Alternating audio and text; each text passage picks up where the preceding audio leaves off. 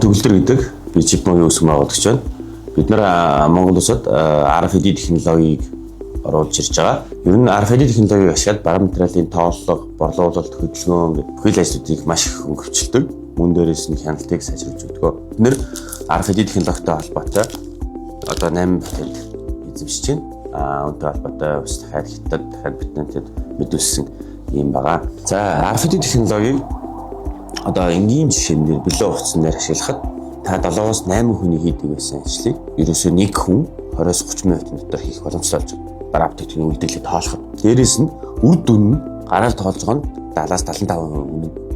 Харин RFID технологиор тоосноор 99% алдаагүй. Тэгэхээр нэгдүгээр цаг хугацаа хэмжих нь, хоёрдугаар алдаагүй болох нь бүх процессүүд дээр маш өндөр хурдыг, маш өндөр наривчлалыг яман алдаагүй ингэж хөвчж өгдөг. Тэгэхээр ерөнхийдөө яах вэ гэхээр энэ RFID шишгнуудыг бараа бүтээгдэхүүн эсвэл хүнсрүүнүүд дээр наа нэг энэ төхөөрөмжөөр уншуулад таньна гэсэн.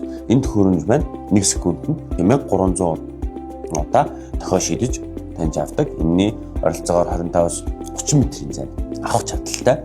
Тэгэхээр нөрөн дотор тавилга өгч төхөөрөмжийг тооллоо гэж бодоход тайнуудаа наацсан хаалгаар орж ирлээ. Нэг бох даралаа 2 секундын дотор бүх хөрөнгөө тоолсноо гэсэн.